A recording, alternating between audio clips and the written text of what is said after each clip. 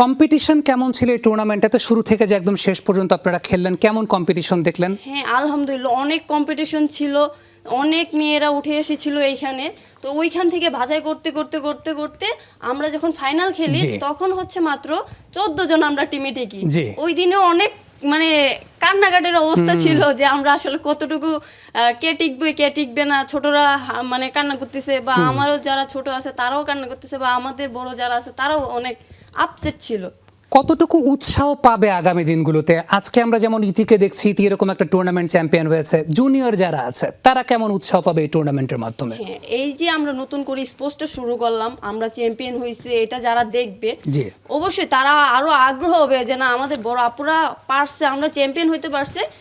আজকে বড় আপুরা চ্যাম্পিয়ন হয়েছে, কালকে আমরা চ্যাম্পিয়ন গড়ে এনে দিব, আমরা আবার নতুন বাংলাদেশ গড়ে এনে দিব। আমরা নতুন বাংলাদেশ করে এনে দেব। ইতির ব্যক্তিগতভাবে পছন্দের কোনো ক্রিকেটার আছে যাকে আপনি ফলো করেন? কেন ফলো করেন? কোন জিনিসটা দেখে তাকে ফলো করার চেষ্টা করেন? আসলে ব্যক্তিগত বলতে আমার খুবই পছন্দের একজন প্লেয়ার মারুফা। হ্যাঁ, মারুফাকে আমার অনেক ভালো লাগে। বেসিক্যালি মানে পার্সোনাল বলেন আর হচ্ছে বলারের দিকে বলেন, খুবই ভালো লাগে। কারণ আমি একজন পেসার, তার জন্য ওনাকে বেসিক্যালি অনেক ভালো লাগে। ওনার রান আপগুলো অনেক ফলো করি আমি, যে আসলে উনি কোথায় কোন রান আপে নিচ্ছে, বোলিং অ্যাকশন কেমন হচ্ছে, ওগুলো আমি অনেক সময় স্ক্রিনশট দিয়ে রাখি বা ভিডিওগুলো দেখি। আচ্ছা, আপনার ডেইলি রুটিনটা একটু জানতে চাই। অ্যাজ আ স্পোর্টস পারসন আপনি আসলে নিজেকে কিভাবে গ্রুম আপ করে থাকেন, এবং আপনি কি কোথাও এখন প্র্যাকটিস করছেন, কোনো কোচের আন্ডারে প্র্যাকটিস করছেন, কিংবা কিভাবে আসলে আপনার প্রোগ্রেসটা আপনি করার চেষ্টা করছেন? আসলে আমি এখনো মানে একটা পার্মানেন্ট জায়গা বা ওই রকমের সাপোর্ট পাচ্ছি না, যে একটা স্থানে আমি প্র্যাকটিস করব, একটা আমি থাকবো, ওটা পাচ্ছি না। যেই কারণে হচ্ছে আমার রেগুলার কোনো রুটিন পাচ্ছি না। কিন্তু আমি আমার থেকে আমি যথেষ্ট পরিমাণ চেষ্টা করি সকালে ওঠার, নামাজ পড়ার, দেন হচ্ছে প্র্যাকটিসের রুটিন বা খাওয়া দাওয়া, দুপুরের মাঝখানে কোনো কিছু করা, রানিং টানিং করা, বা বিকেলে হচ্ছে নকিং করা। নিজে নিজে ছাদে যাই আমি একা একা নকিং করতাম। আপনি অলরাউন্ডার? হ্যাঁ, অলরাউন্ডার। ওকে, এই অলরাউন্ডিং এর আগ্রহটা কিভাবে আসলো আসলে, যে মানে ব্যাটিং বোলিং দুইটাই আমি করব? আসলে একটা টিমে যখন থাকতে হয় তখন দেখা যায় যে আমি বোলিং খারাপ করছি, আমি ব্যাটিং এ পুষাইতে পারবো। যখন আমি ব্যাটিং এ মানে খারাপ করছি তখন আমি চিন্তা করবো যে না, আমি ব্যাটিং খারাপ করছি, আমি অবশ্যই বোলারে কিছু একটা করে দেখাবো। সেই জায়গা থেকে ওই চিন্তার জায়গাটা এসেছে। সো এতে আপনি যদি একদম ক্রিকেটিং জার্নির শুরু থেকে যদি চিন্তা করি, মানে প্রথম ক্রিকেট খেলাটা দেখে কিভাবে আগ্রহটা লাগলো যে এই খেলাটাই আমাকে খেলতে হবে, বা আমি এই খেলাটাই পছন্দ করি, বা এই খেলাটার প্রতি একটা ফ্যাসিনেশন জন্মেছে?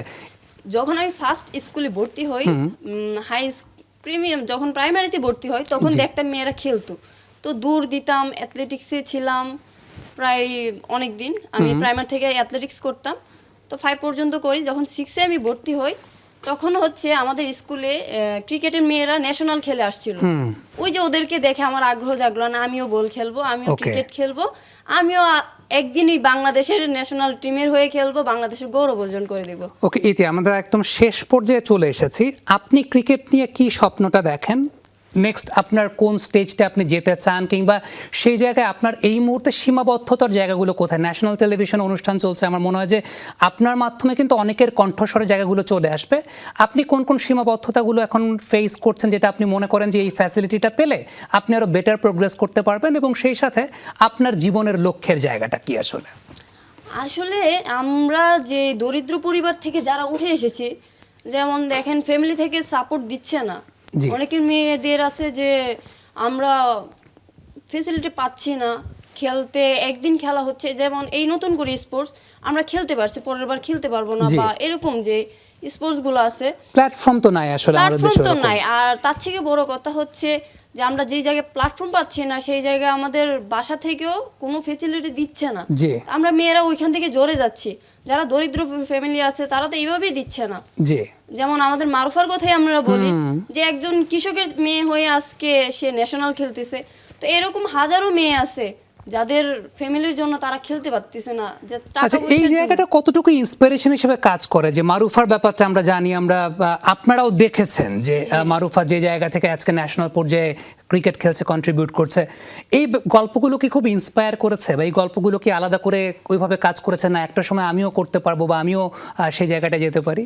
হ্যাঁ, অবশ্যই। কারণ যদি মারুফা ওই কৃষকের মেয়ে হয়ে ধানে খেতে কাজ করে যদি আজকে উঠে আসতে পারছে, তাহলে অনেক দরিদ্র ফ্যামিলির বাচ্চারা আজকে ন্যাশনাল গ্রাউন্ডে খেলবে, ওর মতন অনেক প্লেয়াররা হবে, অনেক দ্বিতীয় মারুফা হয়ে জন্ম নিবে, এরকম আরো দেশ গড়বে।